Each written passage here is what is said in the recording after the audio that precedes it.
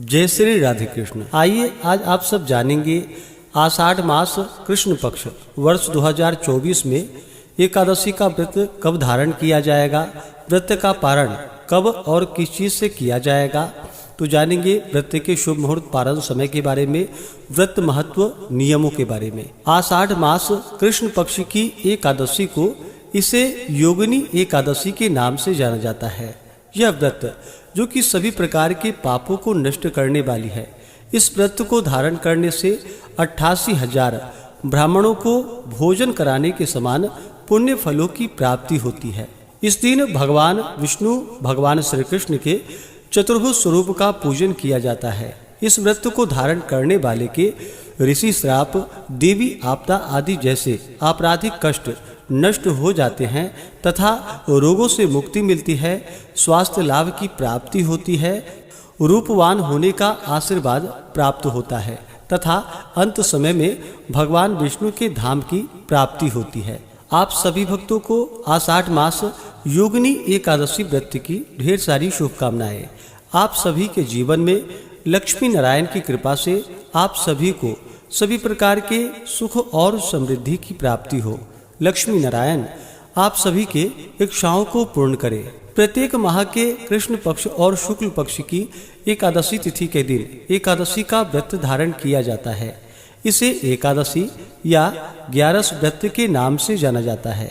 एकादशी का व्रत भगवान विष्णु को, भगवान श्री कृष्ण को जो कि अति प्रिय होता है। यह सभी प्रकार के पापों को नष्ट करने वाली है और जब व्यक्ति के पापों का नाश होता है तभी उनके पुण्य उदित हो पाते हैं। उसके बाद ही सांसारिक सुखों की प्राप्ति हो पाती है। आषाढ़ मास कृष्ण पक्ष की एकादशी तिथि प्रारंभ समय जो कि 1 जुलाई 2024 दिन सोमवार सुबह 10:28 और एकादशी तिथि की समाप्ति जो कि 2 जुलाई 2024 दिन मंगलवार सुबह 8:44 पे एकादशी तिथि की समाप्ति है। तो हमें सूर्योदय व्यापनी के अनुसार द्वादशी युक्त एकादशी का व्रत जो प्राप्त हो रहा है वह सभी गृहस्थ और वैष्णव जन दोनों ही 2 जुलाई 2024 दिन मंगलवार को सभी व्रत को धारण करेंगे और द्वादशी तिथि की जो समाप्ति है वह 3 जुलाई 2024 दिन बुधवार सुबह 7:11 पे। एकादशी व्रत का पारण जो कि हरिवासर समाप्त होने के बाद किया जाता है। हरिवासर का समय द्वादशी तिथि का पहला चौथाई हिस्सा हरिवासर का होता है। इसे छोड़ करके व्रत का पारण करना चाहिए।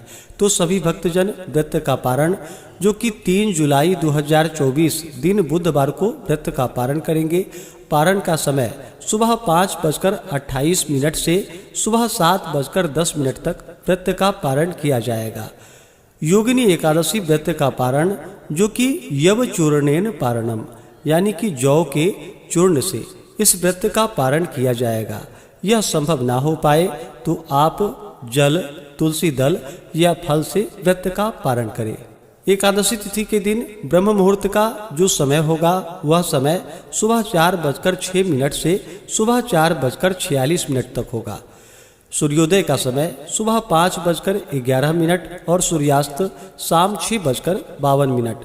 नक्षत्र जो कि भरणी नक्षत्र होगा सुबह 5:27 तक। उसके बाद कृतिका नक्षत्र, योग जो कि धृति योग होगा सुबह 11:15 तक।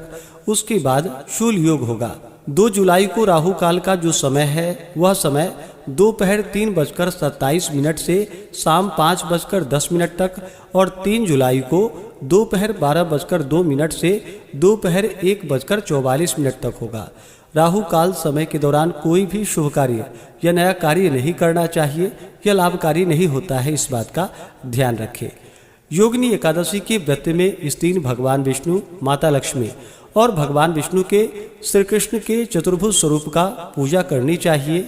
इस दिन भगवान का जो कि गंध पुष्प, धूप, दीप आदि से पूजा करनी चाहिए। पीले पुष्प अर्पित करनी चाहिए। भगवान को काले तिल अवश्य ही अर्पित करें। तुलसी दल चढ़ाए और जब भी नैवेद्य का भोग लगाते हैं तो तुलसी दल डाल करके ही भगवान को नैवेद्य अर्पित करनी चाहिए। इस दिन विशेष करके भगवान को गौघृत तथा मिश्री से भगवान की पूजा करके उसका भोग लगाना चाहिए और उसे प्रसाद के रूप में ग्रहण करनी चाहिए। इस प्रकार व्रत को धारण करने से अनंत फलों की प्राप्ति होती है। जो भी भक्तजन व्रत को धारण करते हैं, व्रत के दौरान कुछ बातों का ध्यान रखना चाहिए। इस दौरान शुद्ध और सात्विकता का पालन करना चाहिए। तामसिक वस्तुओं का, नशीले पदार्थों का सेवन बिल्कुल भी नहीं करना चाहिए। ब्रह्मचर्य का पालन करना चाहिए।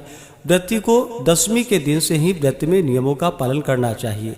दशमी तिथि के दिन सूर्यास्त होने से पहले ही भोजन ग्रहण कर लेनी चाहिए। रात्रि ब्रह्मचर्य का पालन करते हुए भगवान विष्णु के नामों का स्मरण करते हुए एकादशी व्रत का स्मरण करते हुए सोना चाहिए।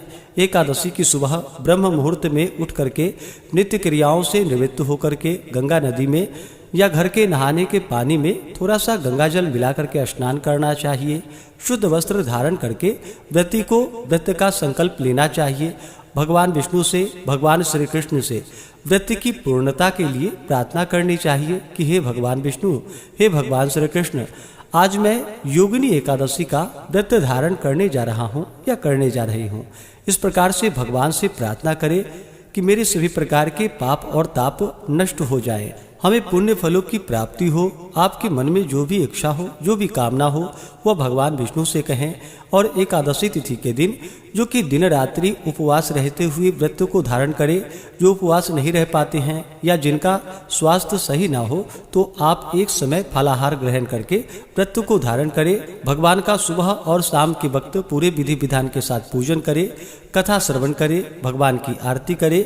इस दौरान पुरुषोक्त या विष्णु सहस्त्र नाम आदि का पाठ या श्रवण करें, विष्णु चालीसा आदि का पाठ या श्रवण करें।